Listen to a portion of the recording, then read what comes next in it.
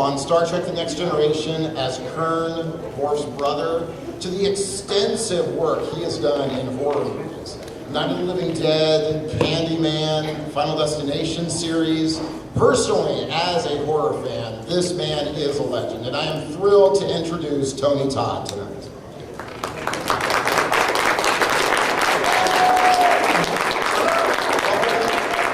Hey man, this is cool. This is great. Awesome. I remember when I finally got on Star Trek as Kern. Not unlike my first experience on a cruise ship, I would imagine, but the very first scene I shot was on the Enterprise, which was fantastic. Same way, just was an impression. Hello, people. How are we? If I ramble a little bit, just forgive me, because I worked like until 5 in the morning Thursday and missed my flight yesterday morning, and Kim was gracious enough to rearrange it so I could get on a red eye and wait 4 hours in Chicago for a 17-minute flight, which makes absolutely no sense to me, but there it is. Wow, awesome. You guys really know how to, I heard your parties are fantastic. Some work? Yes. Yeah. All right. Oh, it feels just like being on a plane. Fantastic. So, well, let me take this baby into outer space. Happy holidays. You know, hope everybody had a wonderful Thanksgiving. Looking forward to a beautiful 2012. And of course, Christmas. And buy.com, or whatever you do. It was a great time. I just had a birthday a week Sunday. I'm a Sagittarian. So we're honored to include this as part of my birthday week.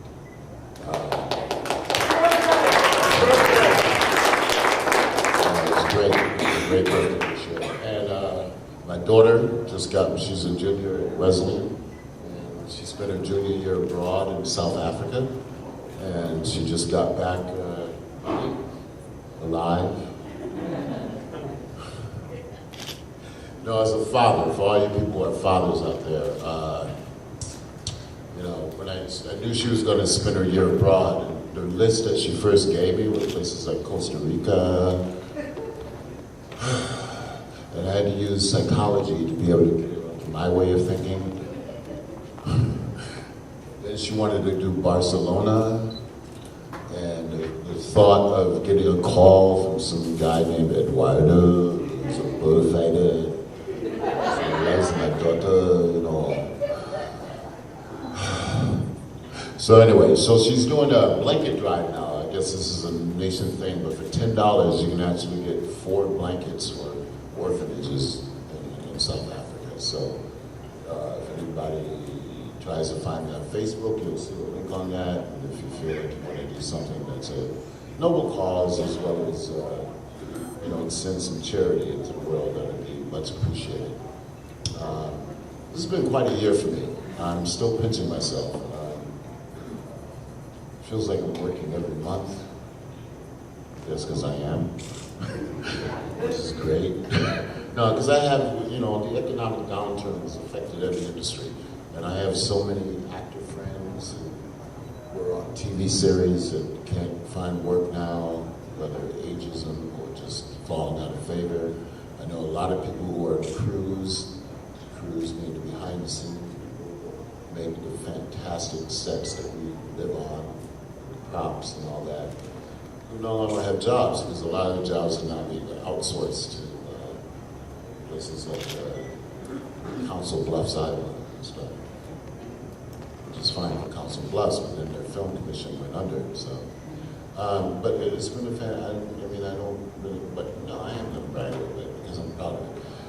I did my first executive producer on a film called Sushi Grill. If you go to sushigrillmovie.org, you can see a trailer.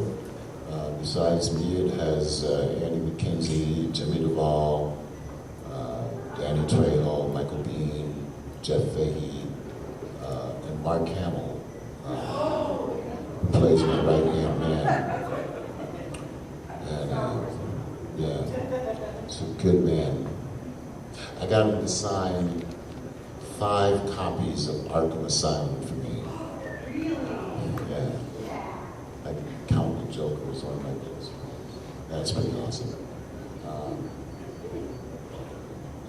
So we got Sushi Girl coming out next year. Looks like we're gonna get the Slam Dance.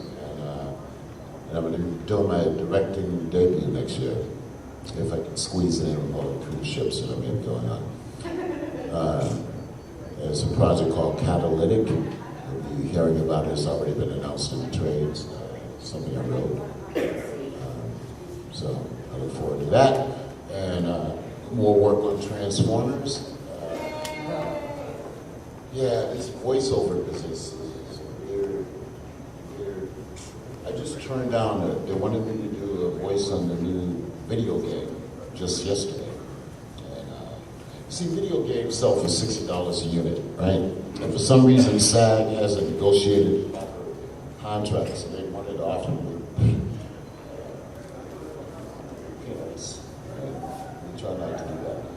But, so I didn't do that one, but there'll be another one. Man, these players are cool. This is what it's like.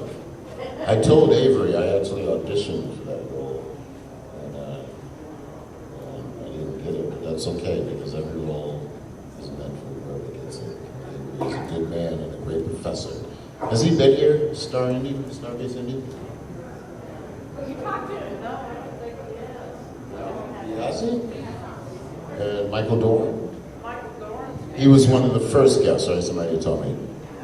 Okay. Good guy. He's nice. Michael Dorn's a sweetheart. Yeah, he is. But have you ever been in a plane with him?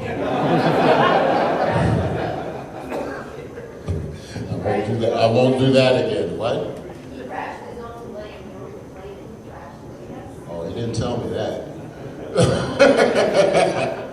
He said it's fine. It'll work great. It's cool. Oh, boy. It was almost like I did a movie in Kenya once called The Last Elephant with James Earl Jones and Isabella Rossellini, John Lithgow, and I played a pilot, a Kenyan pilot. And I remember flying from the airport. We happened to be in the plane that we were using in the movie. So the guy turns to me and says, "Would you like to try?" I said, "You know I've never flown, right?" He says, "No, there's nothing to it. It's the hard part is the landing and the takeoff. So just take over the wheel." Gave me the yoke.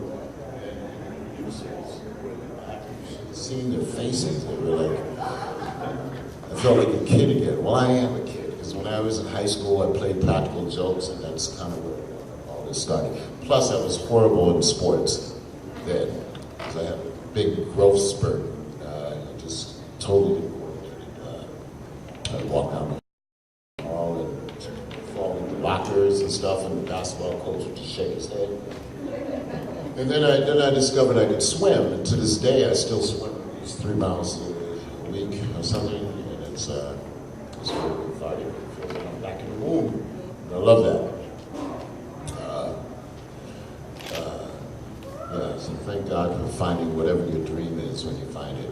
And I was raised by a single woman, just encouraged me to do whatever I wanted to do, and as long as I didn't harm anybody.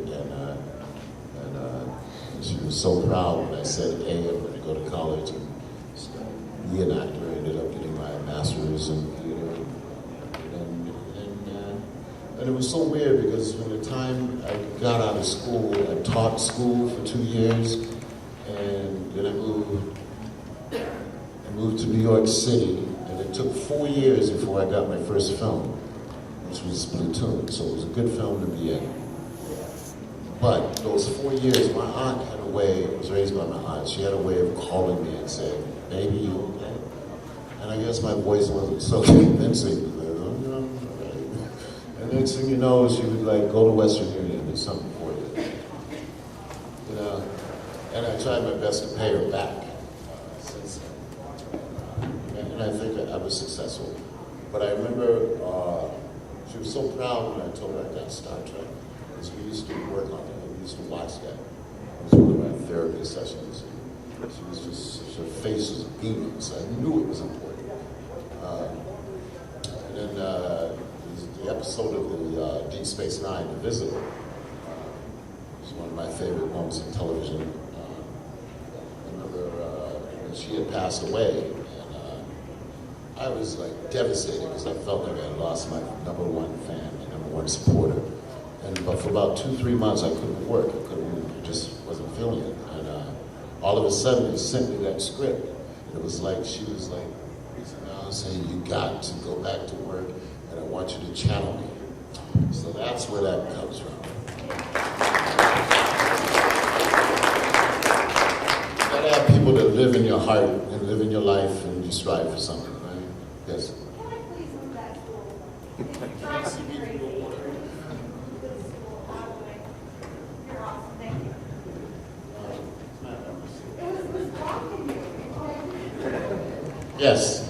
It may not be fair because this is what I wrote down, then you both episodes. But, did you enjoy doing Kern more or older Jake? Well, I'll tell you what. People say I work a lot, right? And I don't count. And I rarely watch things after I shoot them. Although I do check the cable listings and see if something's on every week or whatever. It usually is. But movie roles are like children. I mean, some of them are dysfunctional. Some of them don't work. Some of them are works of joy. So I can't separate them just and then what's up. How you doing? What's up? How come I haven't seen you all day? Okay. Good to see you. So they're all like children, so I can't change judge. It's somebody else's job. I can only tell you the movies that I did that I hate. I'm not going to get into that. I'll tell you this, you're only as good as your weakest link. I learned that. So, and as a producer and director now, I'm going to take care of myself and make sure I surround myself by people that are dedicated, they're not just showing up for a paycheck, they're actually doing it because they can't do anything else. Yes.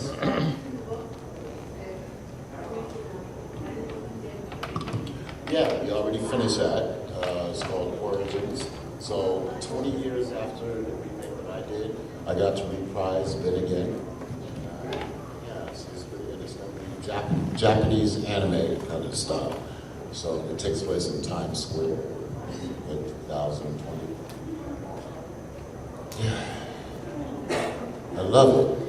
I actually love it. I got to go to Puerto Rico in October. There was a Puerto Rican horror festival, and I had to do 3 days of business. They gave me an achievement award.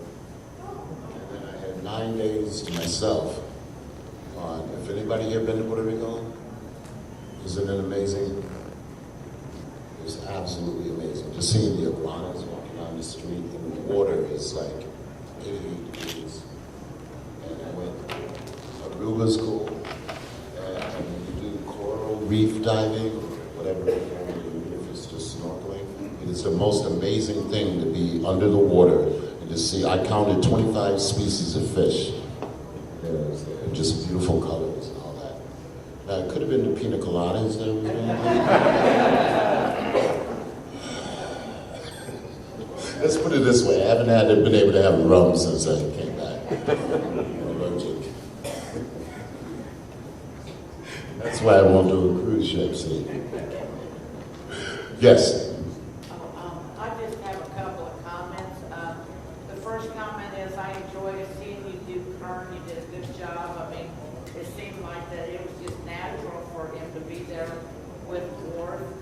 That was my first comment. And my second comment is my maiden name was Todd, so we share the last name on that. That's awesome. Did you ever trace Todd back? Is it Irish? What is it? The Todds immigrated in from France. That's why I like Paris. Yeah. Really? Wow. I did a film in Paris. It was 6 months, around 2000. It's called The Secret, which you can get on Amazon. It's actually an erotic love story. It worked. And what a shoot. No, I'm telling you, this movie is something else. The Secret, we about, I played a choreographer who moved to Paris who was having a breakdown, mental breakdown, in his schoolhouse. And this woman comes and starts selling encyclopedias, and she's going through bad marriage. But I don't want to get involved with it. I just want to like, throughout, it was like, 9.5 weeks and everything, in the course of the film. The film was making love like 9 times, not in a pornographic way,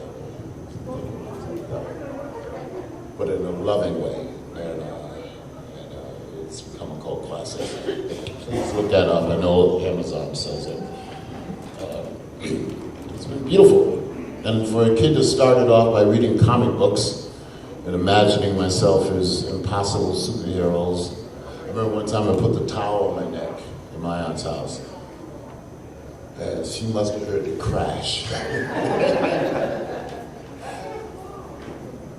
couldn't fly. I couldn't figure it out. Why couldn't we fly? Rest in peace, Jerry Robinson. Any questions, comments, delusions, sharing of psychosis? I don't care. Yes, sir. Out of all the cinema you've done for years, what do you enjoy more, the independent stuff you've done or more mainstream? Well, I'll tell you, doing a movie like Final Destination, which is mainstream, we just broke 162 million. The amount of money that they pay me to do that allows me to choose independent work where I have more freedom for characters, stretching.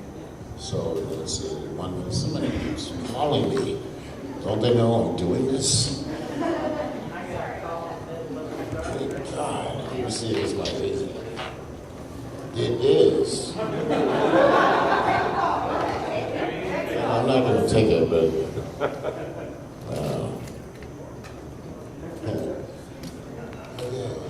yes. Nah, those Transformer. Yes. Yeah? Thank you. Oh, okay. I thought you were. Yeah, Yes, young lady. How did you like doing Night of the Living Dead? Night of the Living Dead, I was a big fan of the original. I loved Dwayne Jones, who played Ben in the first one. And I saw it in the drive-in, and I was struck. It was one of the things that made me realize I could be an African American and work in this industry. Because they told me it was daunting and couldn't make a living. So a couple of lifetimes later, here we are. And another thing that was significant about me for Night of the Living Dead was that my son was born. And I had the choice of several roles at that time, and I wanted to play something that I thought was heroic and dedicated. Huge. He knows it. When he came to my ex-wife Shirin, when I was in Africa, she flew from Los Angeles to Africa with a 1-year-old. That probably ended the marriage right there. I got pictures of him though as a 1-year-old on elephants and playing with zebras. Where they kept us, there was a giraffe that would like every morning. My son, Alexander, is tall. He's tall. He's tall. He's a good kid. Both of my kids are tall. Yeah, my daughter, you know what? My daughter was tired from the trip. My son isn't speaking to me right now. But he'll get over it. No, he's 22. He's 22. See, I got custody of him, and I had to change my lifestyle and suddenly be a father to a 13-year-old. And that part worked, but he got used to me, the phone, I was already entrenched, so the phone would ring. The beautiful thing about being an actor, the phone can ring at any point, and it can change your life. So he saw that, but he didn't see the 10 years that I put in going to school, and he didn't see the 4 years of struggle, so he got disillusional about that it could be easy. So as soon as he figures out that you have to work for it, it'll be fine. Live by example. That's all I know. Yes, Mr. Klingon. Miss Klingon.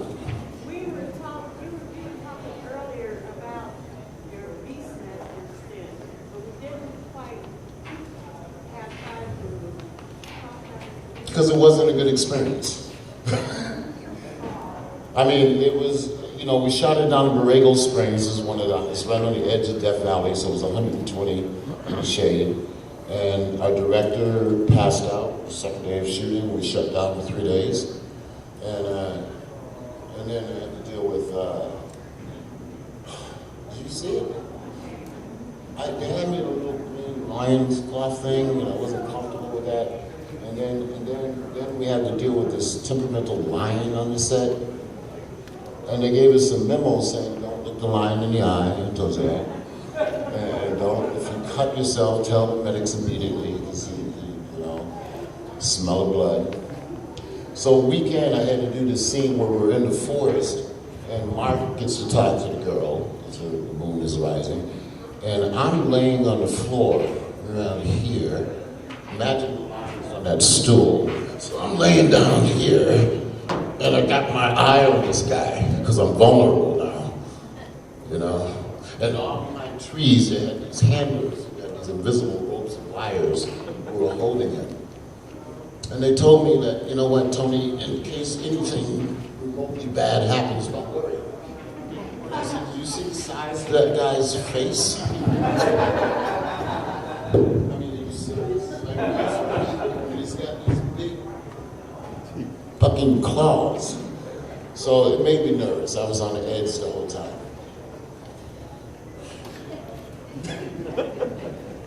Oh, and then there was Mark with the practice. I like to talk to actors when I'm set, you know, the time. You know, like when James Marshall's and I did a film together, we had a great time. PS3s and the plane, we go to the work. But Mark wanted to, he really felt that he was the Beastmaster. So I'm watching him on the side, and he's going, ta-ta, ta-ta. And I'm saying, Mark, what are you doing? So I had to practice, Tony, I am the Beastmaster. Ta-ta, ta-ta.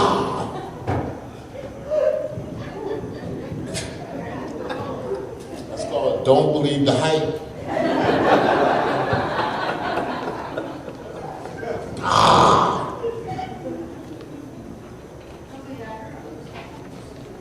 Other than the director passing out?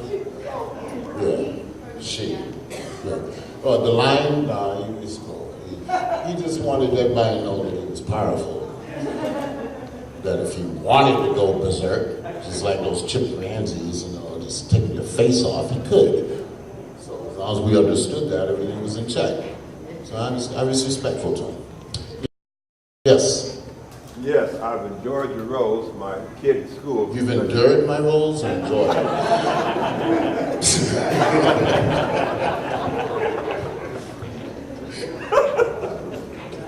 My kids think I'm you in school, so they call me the Candy Man. Awesome. I'm just curious though, what roles do you enjoy the most? And I won't put any juicy ones. I enjoy anything that I've done on stage the most. Because I was trained as a theatrical actor. That's what I do. And the last time I was on stage was 2 years ago at a version of Fences. August Wilson piece. It's nothing like the 6 weeks you spend rehearsing, getting to know your cast and the material, and every night is new worlds. And you got, no matter where you're at mentally, you have to do it, do the work, do the task. And then the joy you get at the end of it, and everybody's giving you feedback through the love. And then if you're in a city like New York, you get to go out into New York and listen to jazz. I'm a big jazz fan. Yes, sir. I'll come up to you. Yes, sir. You said you enjoy superhero comics. Yeah. If they ever offered you the part of one of the Green Lanterns in the sequel, you see yourself as being Green Lantern in that role, and you think there'd be more roles for African Americans as superheroes? Well, I certainly hope so. I consider most things. I mean, we get sent a lot of scripts. When I was younger, I used to read them all. Now, we send them, and then I send it to my manager. He reads it first, and then I refuse to read it until we have an offer, because I can't invest until I know what's going to happen. So, then out of the ones I read, I like maybe Out of every 5, maybe 2 are worth it. And then I'll end up doing one of those 2. So I just let it speak to me, you know. Just like when you hear Sam Cooke for the first time. You hear Sam Cooke and then you have favorite songs from Sam Cooke canon. It depends. It's all relative. And it depends on my mood. But I love acting and I love working and I like being able to come here in this fan crazy world that is filled with joy and everything and seeing the feedback. I was telling somebody I was in England once and I was crazy then. Well, crazy. And I remember in England they have these little rubber duckies everywhere. So it was a big crowd of Klingons and I said, wouldn't it be nice if we just took the rubber duckies and freed them?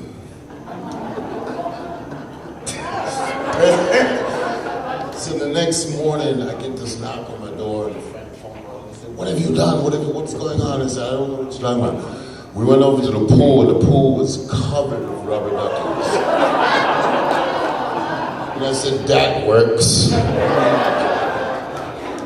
It's so uptight, English. I think it has something to do with the American Revolution, I'm not sure. Don't touch their rubber ducky. But the Klingons were having so much fun. They tried to find every single one in that town. It was awesome. You gotta have fun. Yeah, you know, I learned that. The power of suggestion and the power of wishing. All that. So I censor my thoughts quite a bit. Particularly since I've discovered Facebook. As a producer, I had to open a Facebook account to promote Sushi Girl. And I can't go there. I can't even go on because it's crazy. And, I get calls from ex-wives and ex-girls saying, who is that that's on your Facebook page? And I said, well, wait a minute, we're not together, right?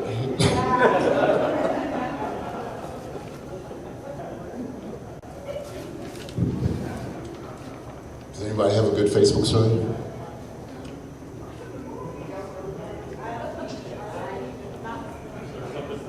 Anybody got a good MySpace story? MySpace. Anybody still working with CompuServe?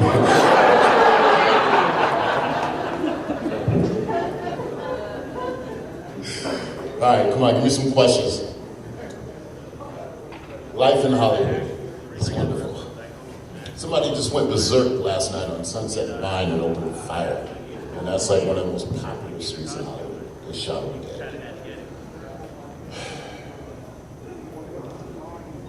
Yes. Yeah.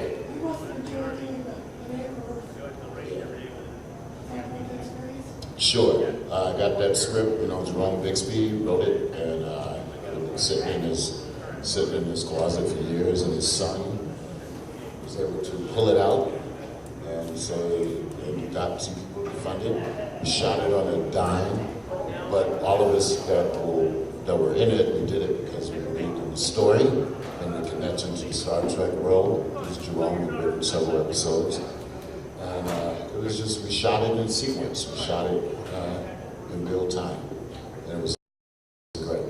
We had a week of rehearsal before we shot, so it was like filming theater. I watched it last night here. Oh yeah?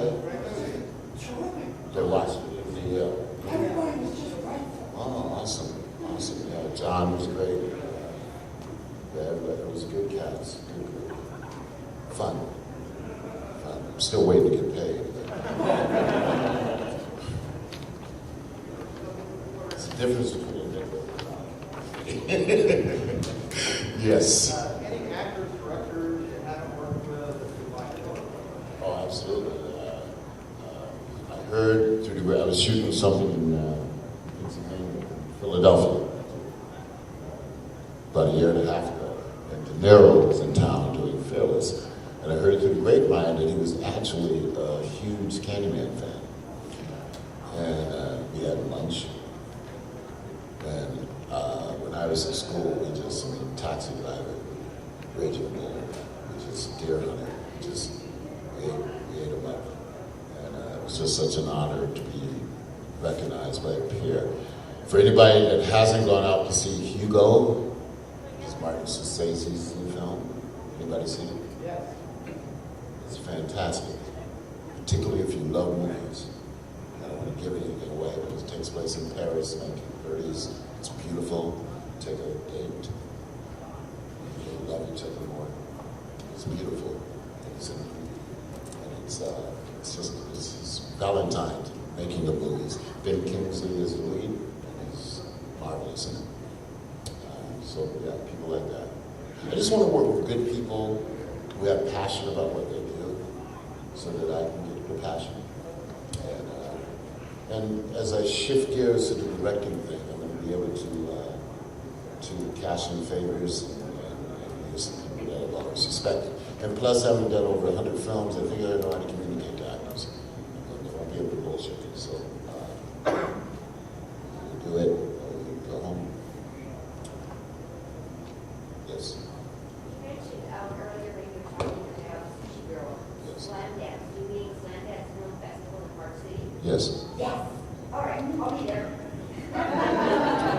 Yeah. We unofficially were in. So. Congratulations. We also have Sony Picture Classics and Fox Searchlight bidding for the distribution rights. And I know that a lot of you love Kern, and I love him too. A lot of you love The Visitor, and some people love Candyman. But my role in Sushi Girl is the best role I ever had in my life. And it's a gangster, it's a homage, it's just wonderful. And the cast loves each other. Me and Mark, he's a great man, great guy. And he's a pop culture icon. It was just nice seeing how he dealt with it. Because I also worked with Christopher Reeve. I did a Western with him called Black Fox, which was based on a true story about the first black marshal in this country. I remember one day, Chris and I were up in Calgary, it was a Western. We're in the back, we got our clothes on and stuff. And Christopher was kind of crying. I said, Christopher, what's going on? And this is, careful what you wish for. This is like, this being a Superman thing, it's not what it's cut out to be. That's what it means. Well, women want to love me and want to fight me. He said it. I said, I got what he meant. And we shot 3 TV movies in Black Fox. And we were going to go serious. And I remember we got through, and then Chris didn't want to do it. We wanted a break. And then that's when he had his accident. And so that got shut. But those 3 TV movies that we did exist. You'll find them also on Amazon, Netflix. I don't know what to say.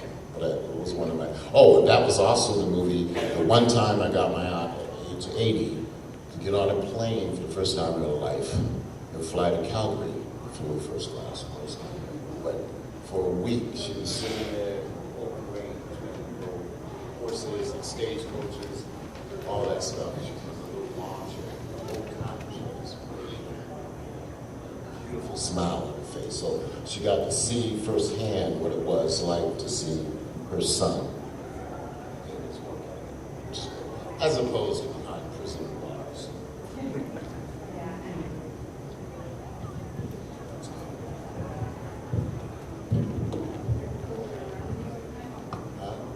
Always. I remember, I will never forget my phone number.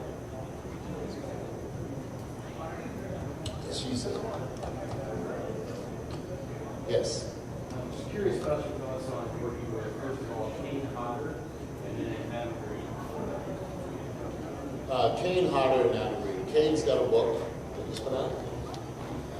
Maybe I got it somewhere. I've known Kane 15 years easily. And Kane, you know, was one of the Jasons. And just a great guy. And like, whenever I'm in a convention or wherever with him, I know that he's got my back. And Adam Green is a young director who approached me about when the first Hatchet, and I said, "Who are you?" And why do you want to do this? And I said no. And then I got a call from Kane. Said, no, this kid's for real, let's do this, let's give it a chance. And so I did it, and it was a very enjoyable experience. Adam Green is a passionate young filmmaker, and he loves what he does. He has a new series on FairNet called Holliston, which is named after the town he grew up in. So I did a guest star on a comedy for him. It's going to be out in February. And I basically play myself. It's like some fans meet me at a convention, and I say, can I just come over to your house because I need to get away? And then that kid can't get rid of me. So I eat all the jelly beans. I kill the cat. I wouldn't kill a cat. I love cats. I actually rescue cats. I have 3. Yes, sir. I like plugging in that, I especially like the expanded part you did in Hatchet too. Yeah. That looked like it was a lot of fun. It was fun. We shot down in New Orleans. Danielle Harris, wonderful young lady, who's also in the version of Night of the Living Dead Origins. She plays Barbara in that. Yeah, it was just a good time. I remember when we shot in New Orleans for 2 weeks, and the first night we got there was a Sunday. I told these guys, I mean, I wasn't a producer on this, so I said, we're in New Orleans, guys, you know what that means? And lo and behold, I think our call time was 7 in the morning, and we were right on the French Quarter, and I remember 3 in the morning, I saw the DP, the cinematographer, the guy who was responsible for focusing, getting Jello shots at 3, and I said, I don't think we should all go home now. But it's still in focus and it works.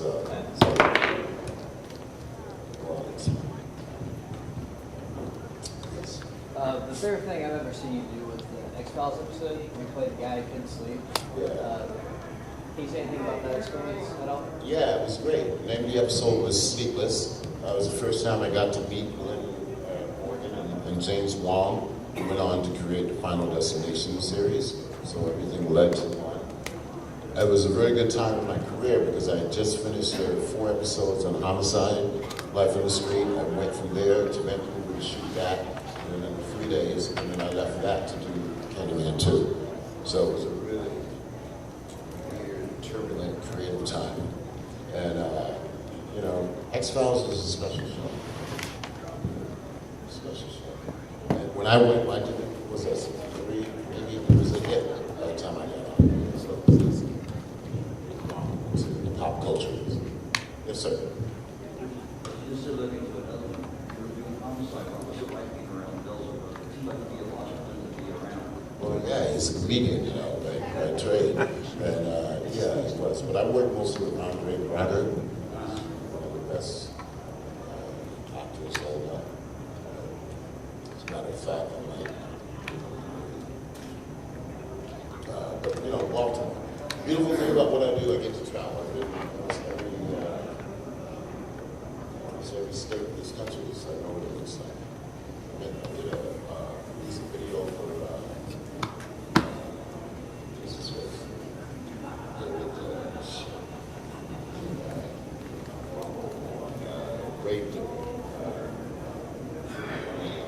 anyway, we're in Bozeman, Montana, and I've never been there before. And I do gang intervention work. As a Candyman, they love it. So I get to dial out people, and so I get to return to sit around. I'm thinking I'm there in Bozeman, which is wild. So the way you solve some problems is just to take people somewhere and show them this space. You don't have to be on the street corner. It's a big line.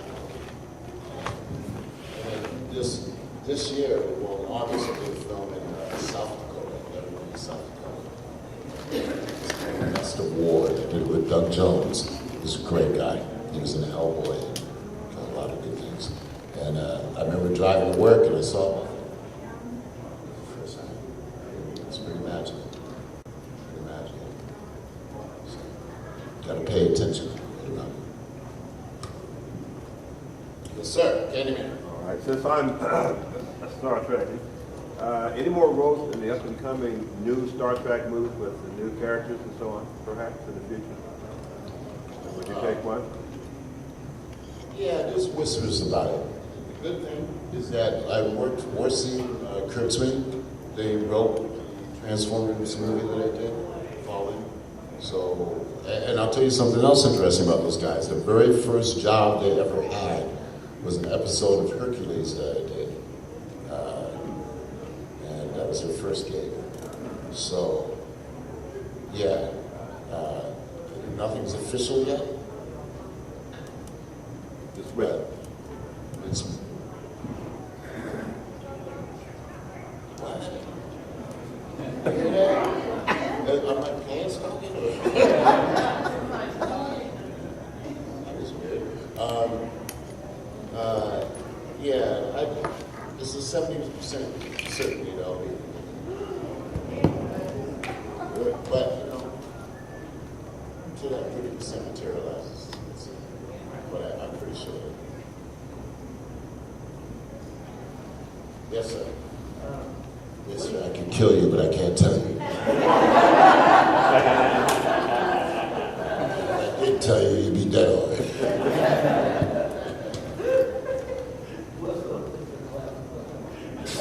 I'm so sorry. I didn't mean to blow your cover. What do you do to get back to the community? You see children at this age, encourage young men who don't have fathers at home. What do you do to get back to the community? Well, like I mentioned, I do the gang intervention stuff. So I do that about once a month. I live currently in downtown LA, which has transformed itself. I have a beautiful loft down there. And but it's right on the edge of Skid Row. And LA is probably the worst incidents of people who live on the street. So about once every 3 weeks, I volunteer 4 hours. And I go in and I feed the homeless. And I'll tell you something.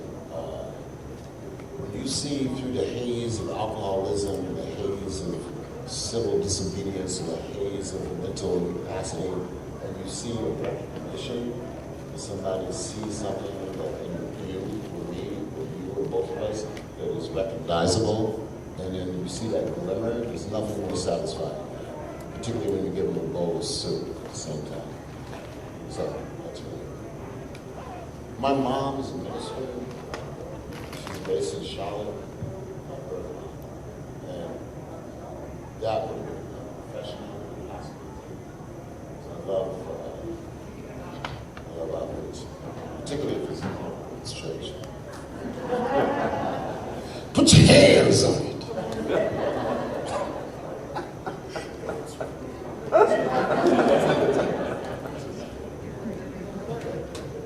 But no, the women's on the celebrity, you know, Tuesday night fried chicken dinner, or that good popular stuff. Who made the potato salad this week? I just want to thank whoever made the potato salad.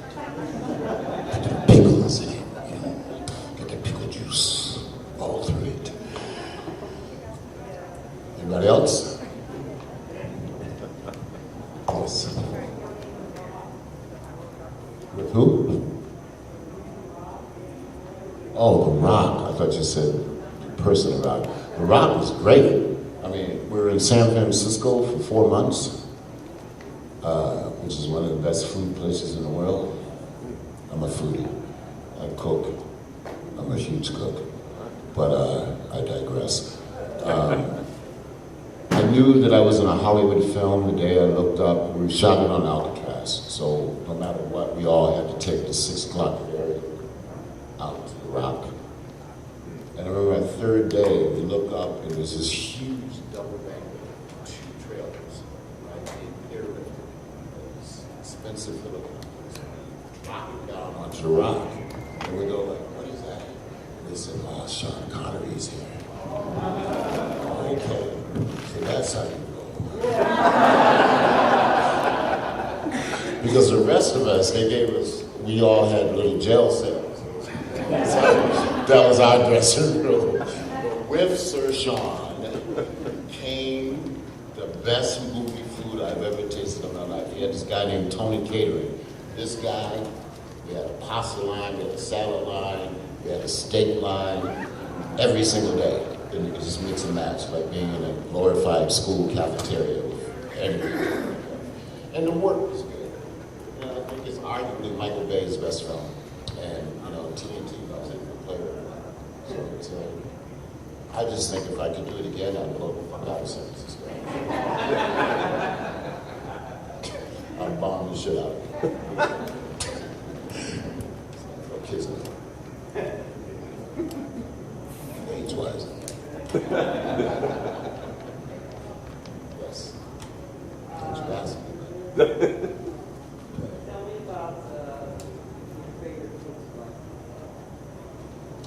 Well, the other night, I made mussels and a little, like, a little tomato, basil, reduction thing. I put mustard seed inside, and I made a little raspberry thing. Yeah, Top Chef is one of my favorite shows. I love those guys. And I met the guy Richard, went to Spike here, I think season 4. Anyway, he's got a restaurant in Atlanta, which is basically a reconstructed hamburger joint. He actually used to put nitrogen on the hamburger so we could get this. So it's really good stuff. I love duck a lot. And having gone to Paris, I love fromage, which is cheese, real cheese. Bread, the smell of bread in Paris is something else. It's just wonderful. So, not to mention good wines, bad either. Huh? Thank you, fuck wine. How was your fuck wine?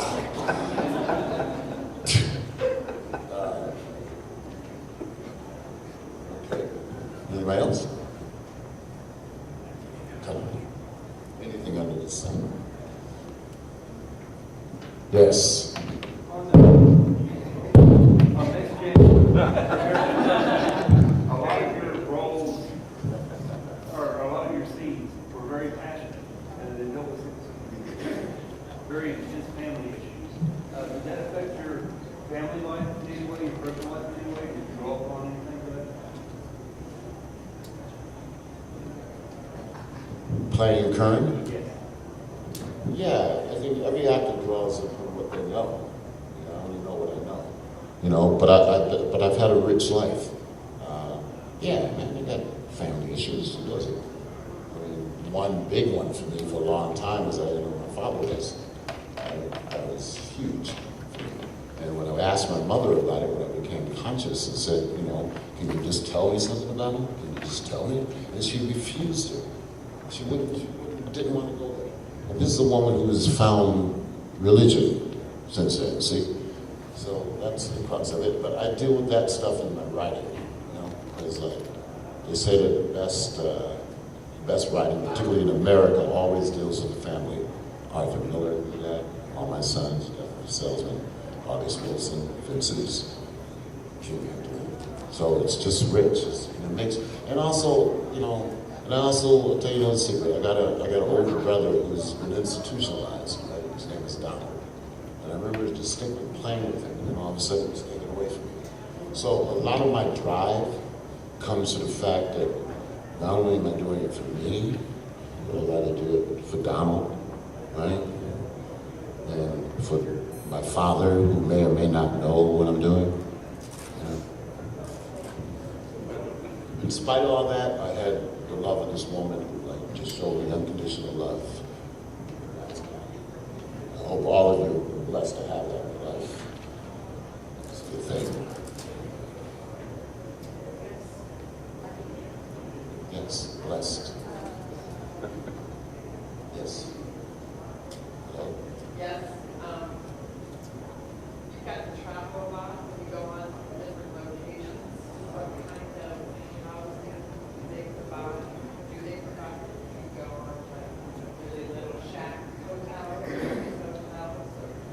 No, we have a union. We have a Screen Actors Guild. And so there's a certain, the good thing is that it's a certain standard of the way you fly. It's first class, and it's a 4-star hotel, or 4-star, so that's a good part. But I've been in some places,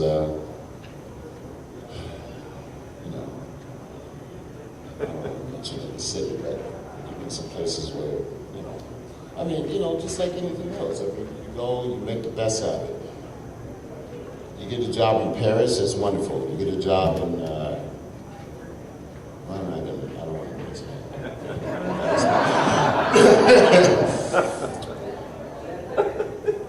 Well, I don't know. Have you ever seen downtown Cincinnati?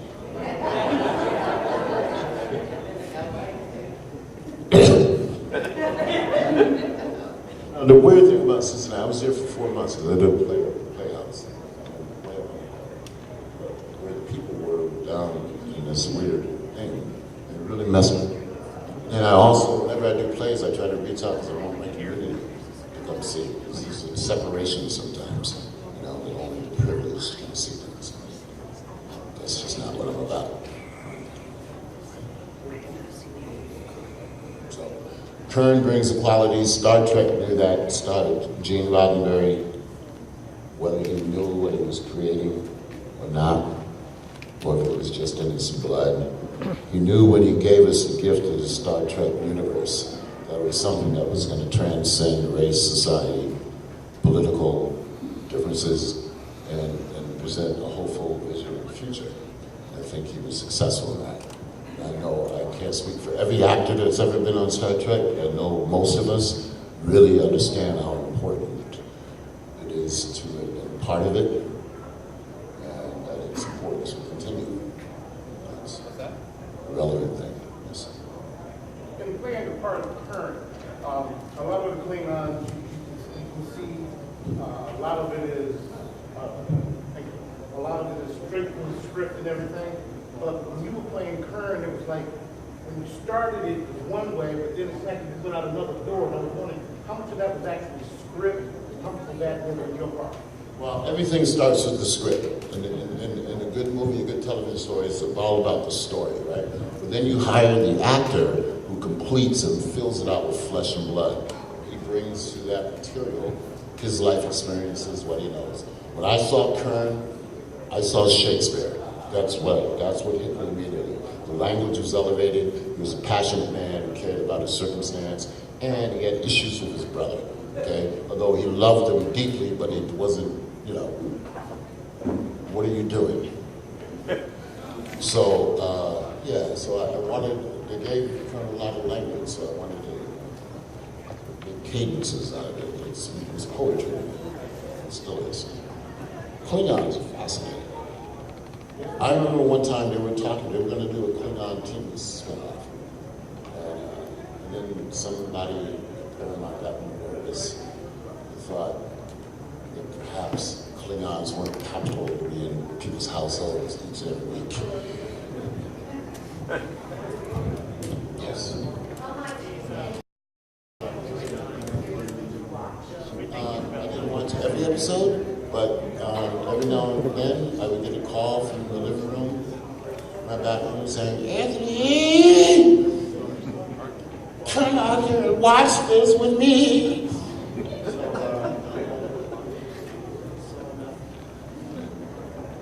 The things I really watched, though, I watched every single episode of Twilight Zone.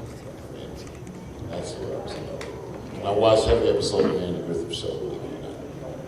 I love the Andy Griffith Show. And I got to meet Andy, which is also my aunt's favorite actor. I got to meet him. I worked on Matlock. Then I got to meet Don Knotts, who was one of the most gifted comedic presences ever on television. So it's not a bad look.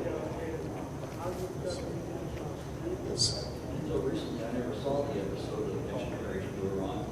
Then by strange coincidence, they ran it Thursday afternoon on BBC America. Oh, really? This past Thursday? Certainly. I thought it was amazing. Yeah, it is awesome. Thank you. Yes. Thank you. Probably the one where Berger's narrative was glasses. Because I was a huge library, not to me, you know, but there wasn't so many. Rod Serling was a genius, and you know, I like the one also where the couple were in the town, the perfect town, and they couldn't get out, and it turns out they were little tiny people. Yeah. Yes. So do you read science fiction? So what other stuff? Yeah, I do, but I read more autobiographies. I find people's lives to be a true parody of science fiction behavior. And I still read comic books. I've made friends with a lot of comic writers now. And I play video games. What's your favorite video game? Well, right now, I just finished Call of Duty, Modern Warfare, and I'm going back and forth between Skyrim and Uncharted 3. Now, it helps that they send me these things. I'm not going to play. I did a game called Dota 2 for Half-Life, but it hasn't come out here yet. It's a huge hit in Europe. It's huge in Canada. And we got 5 roles in it. So it's great. Voiceover.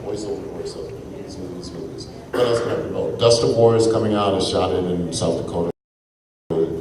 Sushi Grill, obviously, my passion. There's a bunch. I can't think of drawing a blank. But go to IMDb and you'll see a whole bunch of stuff. Yes. What's the group that you do being on? Gaming convention? Gaming convention. Oh, through my hometown of Hartford, Connecticut. And then I do outreaches in Chicago, in St. Louis, East St. Louis. Is there an organization that? Nah, you just approach the police captains in different cities and farmland. I did something down in Birmingham, Alabama, Petersburg, Virginia. Little town of Petersburg, Virginia. You wouldn't think that there were so many problems there. The problem in Petersburg is on the direct route to drug 91. So everything comes from this little town. I think we only have time for one more question. We got time for one more question. Just one. Sorry. Okay. Yes. Okay, do you ever talk with DC? I grew up a DC kid. Because somebody mentioned Green Lantern earlier. That was a Batman. I love Batman. Don't get me wrong. I love Batman. I met Adam West.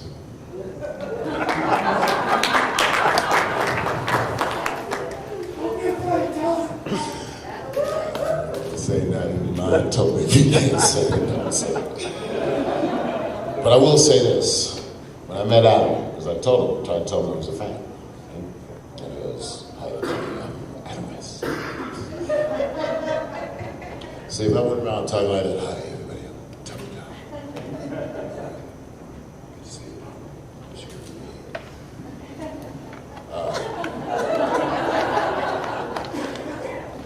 There was a person, I won't mention the name, but this person was charging $60 a picture. This little kid came up to the table, and the kid had $45 and something, and 15 of it was crumpled dollar bills. And this other person said, go tell your father that the price is $60. And I said, wow, that's flexibility. Anyway, we'll chat again tomorrow. Same back times, back channel.